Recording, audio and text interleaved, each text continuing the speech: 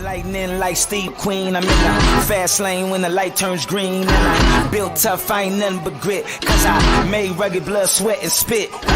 Yeah, like a horse I fly, better push yourself in for a bumpy ride. I like to play hard, but I work harder, and I weather the storm cause I'm built stronger. What is up, ladies and gentlemen? We are back. We are live. It is the Freight Coach Morning Show, the top morning show in transportation, coming to you guys every single weekday, 8:30 a.m. Pacific, 10:30 Central, to break down some industry headlines and, most importantly, provide some actual insight into what you can do with all of this information. Rest assured, if this is your first time tuning in, welcome. This is the real side of freight, ladies and gentlemen. Anybody who appears on this show, as well as my twice-a-week long-form podcast, you guys, is a transportation professional. All right, there's no theory on any of my stuff, you guys. I only speak to individuals who have done what you're looking to do and who are currently doing what you are trying to do out there as well, so we can provide the right information that you can apply, utilize, and see a meaningful difference in your business and your life.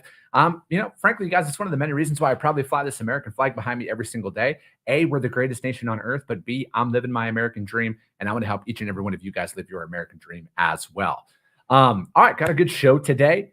Solo show. I'm going to be out in Las Vegas for the next couple of days here. I'll probably be streaming from my hotel room, and I'm trying to get some booth time reserved to do my show from Con Expo. But if you're familiar with Con Expo, you know, the place is massive and there's a lot of stuff out there, and I'm going to be making my way. So if you see me walking around out there, you guys will see me in the traditional orange, and just make sure to stop me and everything. Let's have a conversation. I'd love to meet as many people as I possibly can while I'm out there.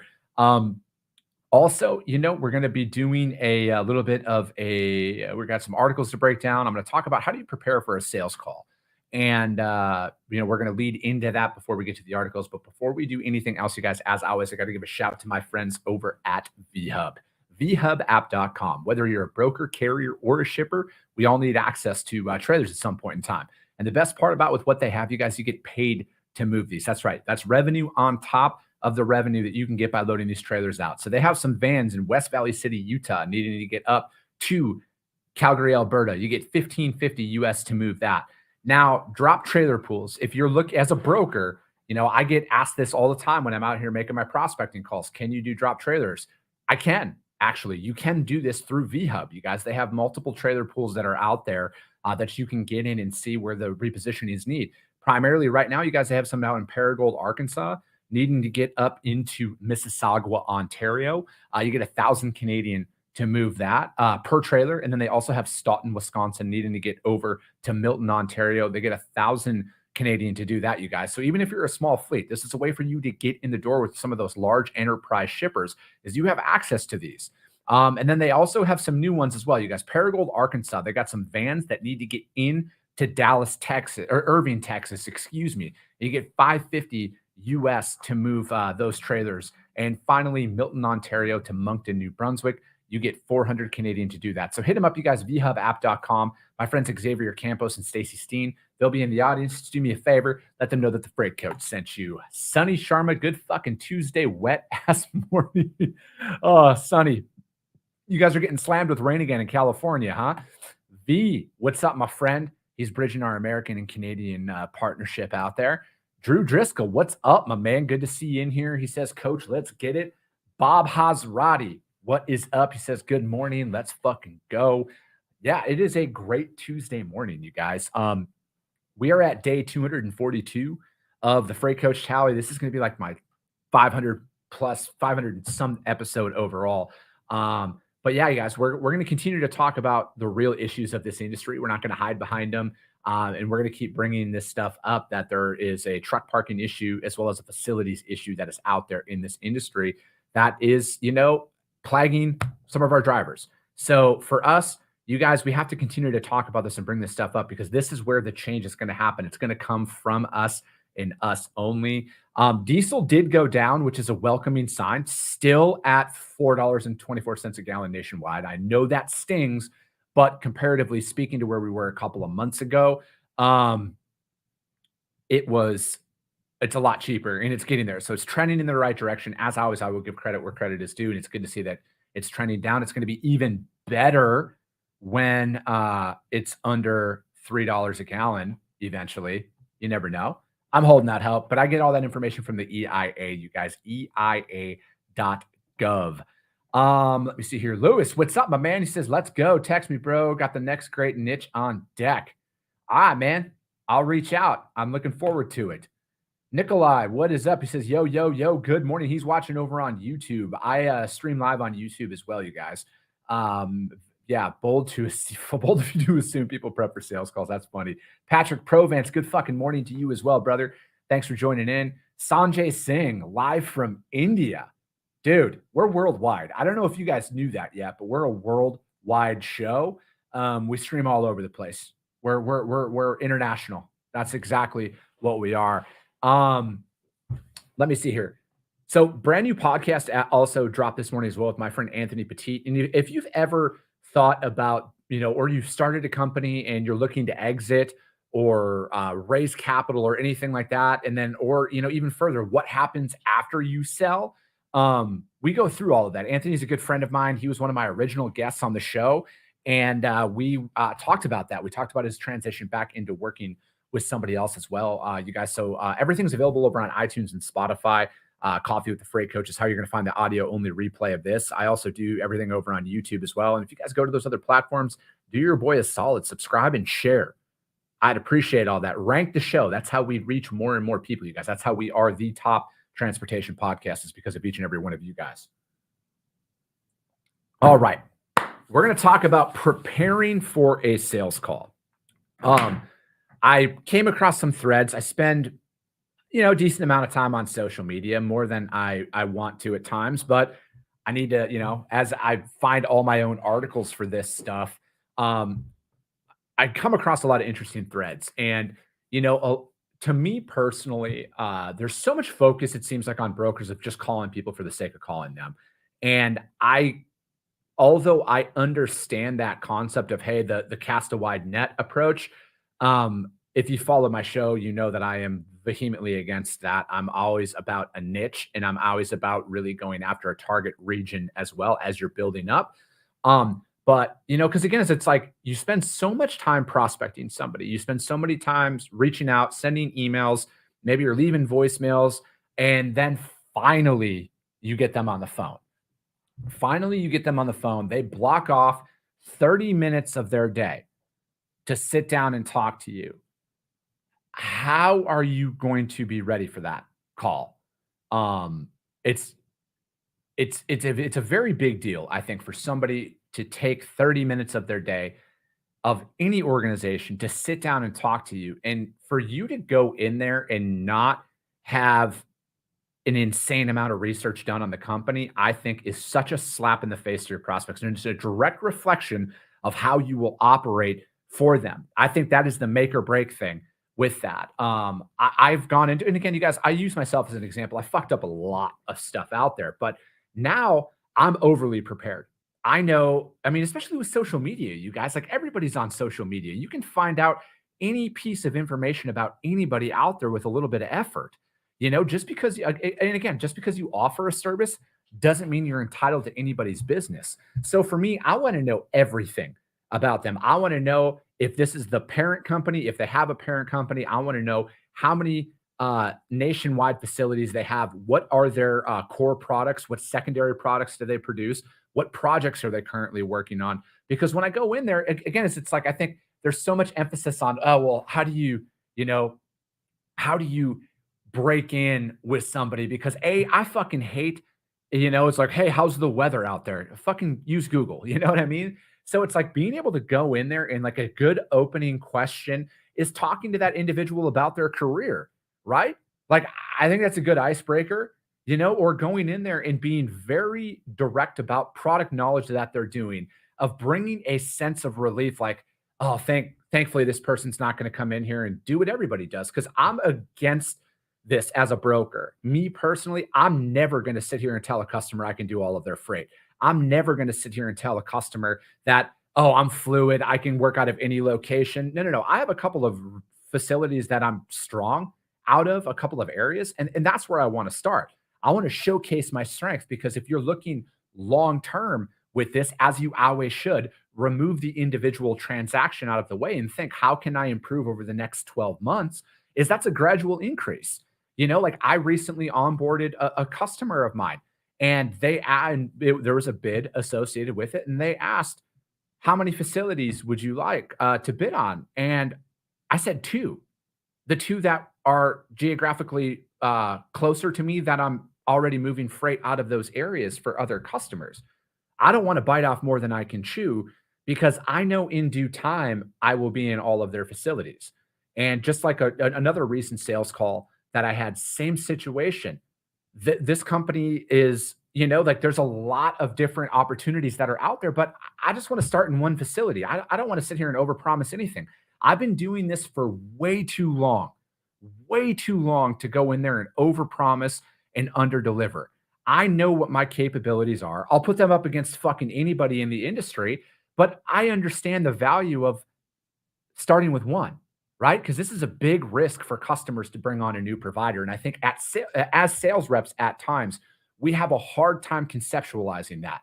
We think that, oh, I'm calling you, just give me access to all of your freight. No, you are a massive fucking risk for any new shipper to be onboarding any broker out there. So for me personally, I want to be very targeted when I go in there. There is so much information that is out there that is free online. You don't need to pay for lead generation software to find this stuff. You don't need to pay for anything.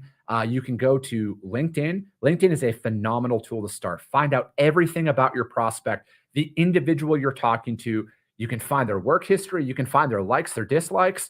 And then furthermore, know everything about the company that you're calling. Because again, if you're learning this industry, say you're newer, again, this is why I always preach the niche. I've been doing this for damn near 15 years at this point, you guys, and I still abide by the niche when I'm going in there and building stuff up, because I am more confident in speaking about that. Yes, I have a vast knowledge of different commodities out there, but that is not where my strong suit is.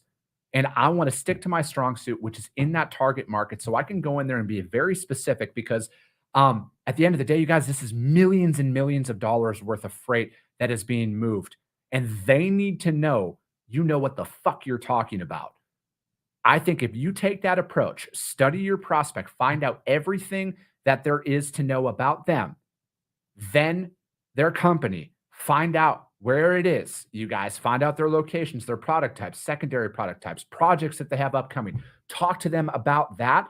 You will have a different result out there in your transactions when you're dealing with prospects, you guys. So just apply it. That's all I'm asking. Take this and apply it for the next 6 months and come back here and tell me that it didn't make a difference. I know it's making a difference, because again, I'm out here building my book of business from scratch, you guys. From scratch, I'm building it. And these are the conversations that I've had. These are the things that are working for me right now, internally, inside of my own brokerage. I'm not holding anything back, you guys. I'm giving you every piece of fucking insight that I have, because this industry is massive. All right. There's so much opportunity that is out there for each and every one of you guys to apply and see a big difference in your business. All right. Enough of my soapbox here, you guys. Rick Wooten, what's up? Good morning. Good to see you again. I appreciate that, V. Take his word for it. You guys, he may or may not be your target market. Sonny Sharma says, speak the truth. I appreciate that. Aaron, what is up? Good to see you again, Aaron. It's been a little bit of time. All right. If you do it for John Ward says, if you do it for 6 months, you'll be absurdly rich in 6 years. I just think that it's a habit, John, that you need to start and apply it for these next 6 months. And then once you see it, man, like you said, over the next 6 years, you're going to see such a massive difference.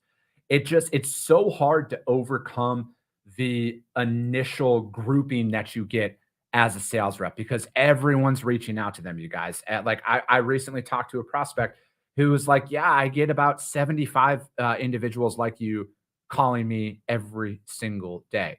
So again, we're all the same right away. And that's the way you got to look at it. But again, your persistence, your follow-up, the information that you're providing inside of your prospecting emails and outreaches is going to make a massive difference out there, you guys. It's going to change your habits.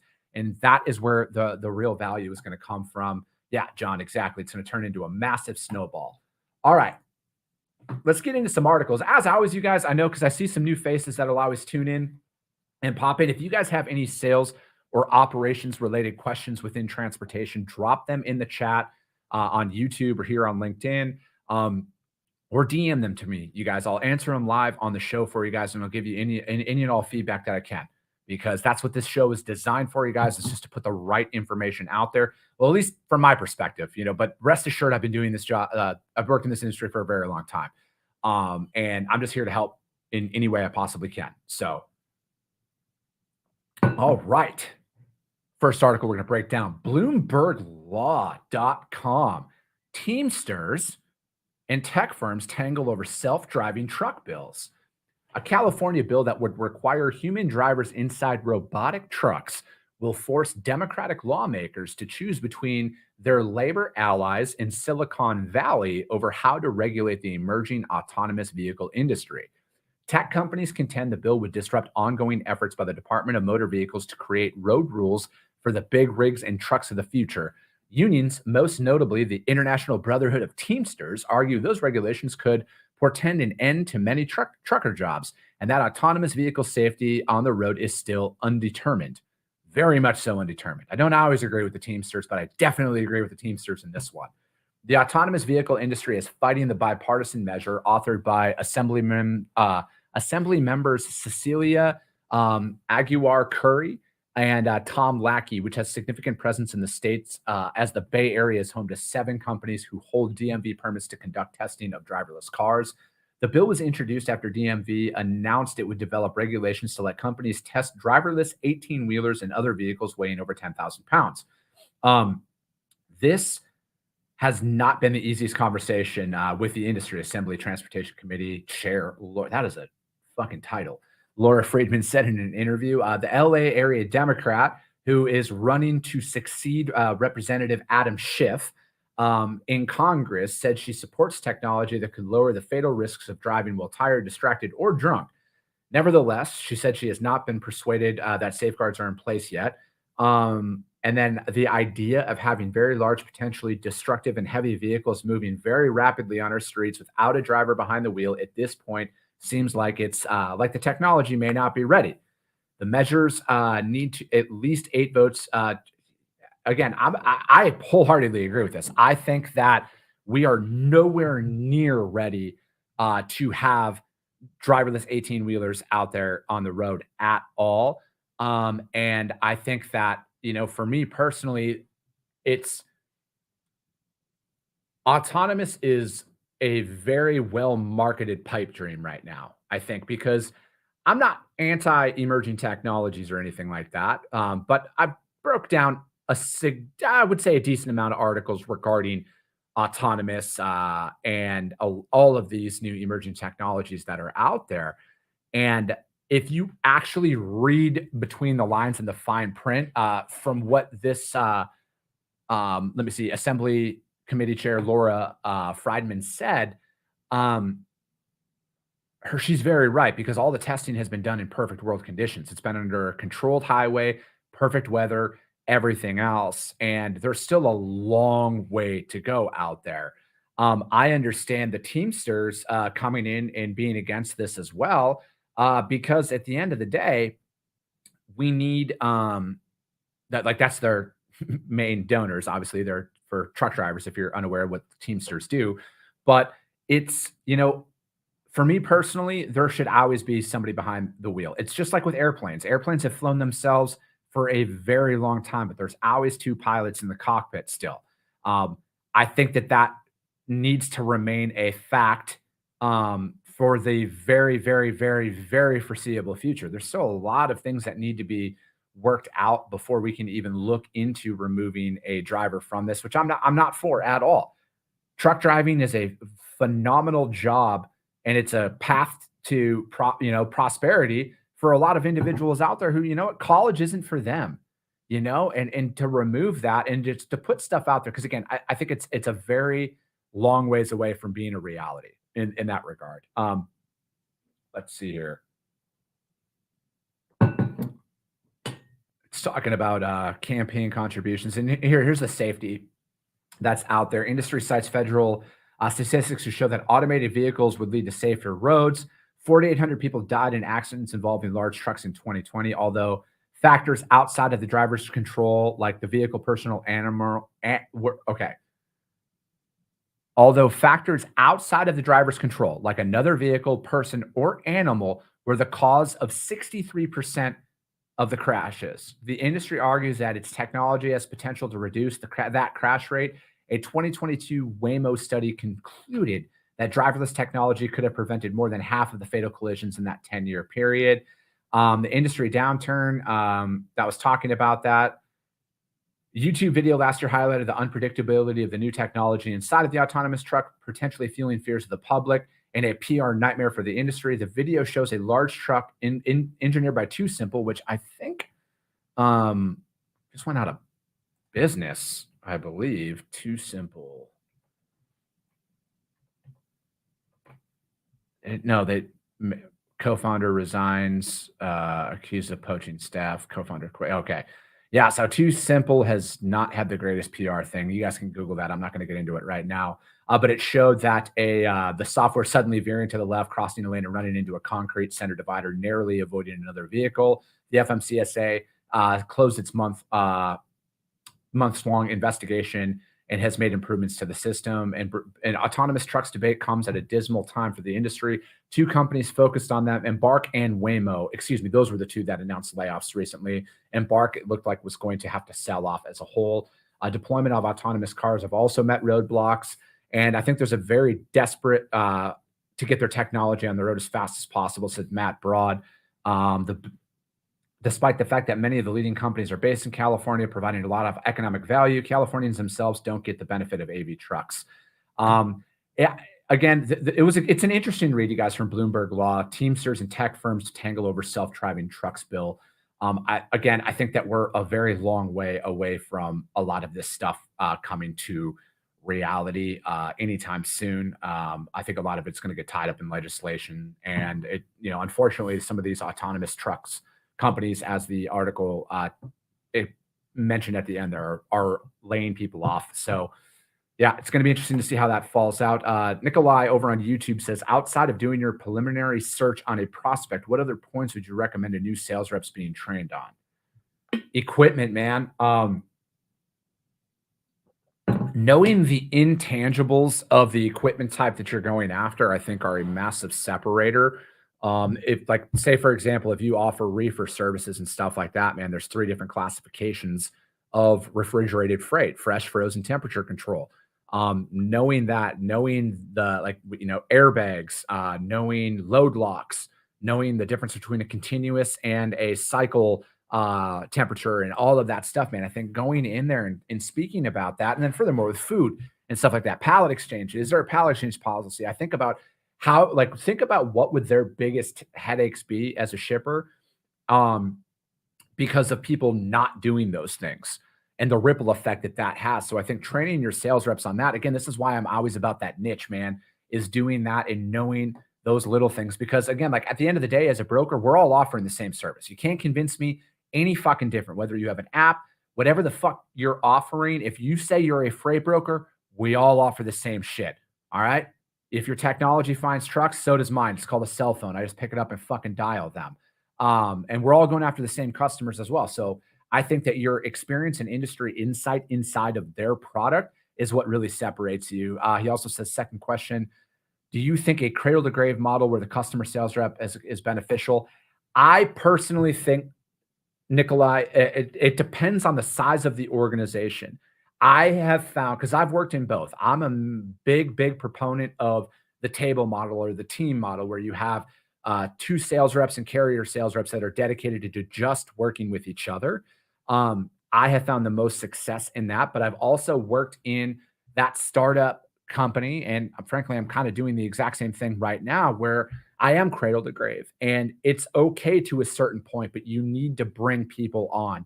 I think there's a massive misconception out there what a true cradle to grave model is, because I think there are some very big limits, or small, like, limits that you will hit as a sales rep on how big you can actually grow your book of business as a one-person operator. The second you hire an assistant, the second you hire somebody else to help you with your freight, you are no longer in a cradle to grave mentality. And I think that there's a major disconnect by that. If you already have the staff in place, I would advocate for the team model or the pod model. I personally, I've worked in multiple ones, and I have found that the team/pod model is the most effective way to operate inside of a freight brokerage. All right, you guys, last article. We're only going to get to 2 today, but it was from logisticsmanagement.com, and it's waiting out the slow first half of the year in hopes of a solid demand later. Shippers hoping to capitalize on excess capacity are advised to act fast, as top trucking executives say they expect a boom out there. Inbound quantities are down in there still, I think, the back half of the year. After several of years of extreme volatilities, the freight market in 2023 is expected to be anything but stable. They say the macro environment is uncertain. Everything that's going on with the Federal Reserve and economic challenges in the freight market will continue to persist over the next few months. We expect the story of 2023 to be a likely tale of 2 halves. That was from Derek Leathers. He's the president, chairman, and CEO of Warner. Economists say while the economy is holding up well so far this year, many analysts still expect a mild recession in the middle of the year. I would say we're already in one, but again, I went to public school, so I always like to throw that disclaimer out there. Recent strength of consumer spending in the labor market has made projections more optimistic. The revisions did not change on the annual growth rate of 2022.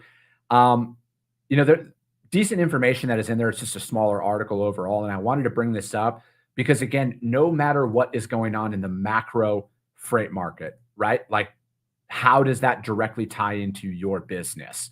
I personally subscribe to this as well. I think that I don't know how big of a rebound it's going to be. My crystal ball guess for later on this year is what is going to happen is that spot rates will surpass contracted rates.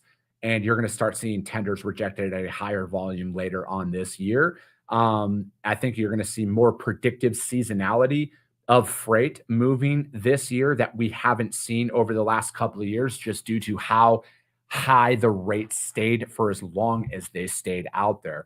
So that's my honest assumption and assessment on how I feel that the freight market is going to perform later on this year. But I think that the seasonalities are going to return to it. And I think it's going to be more, it's going to be, I don't want to call it easier, but I can't think of a different term to use in this, but as you're quoting, as you're filling out bids, I think that they're going to remain more stable for a longer period of time this year. So I would feel completely comfortable locking in year-long rates this year based on the research that I've done. And just based off of how this is already shaping up to be a pretty standard freight year overall. So that's how I would roll with it. But that's it for today, guys. As always, the links to these articles are uploaded to the YouTube channel, The Freight Coach, as well as the Coffee with the Freight Coach audio only replay of this, which is available on iTunes and Spotify almost immediately after the show. But yeah, I am off to fabulous Las Vegas tonight. I'll be walking around at Con Expo, talking to individuals out there, getting to know more people, setting up interviews for the podcast for later on. And if you see me there, you'll see me in the garb. You guys will fucking know, stop me, say hi. I'd love to talk to you and meet as many people as possible while I'm out there. But that's it for today, you guys. As always, if you saw value in this, subscribe and share the show. Because at the end of the day, if you see value, your network's going to see value in this as well. I appreciate you guys. I love you guys, and we'll be talking to you soon.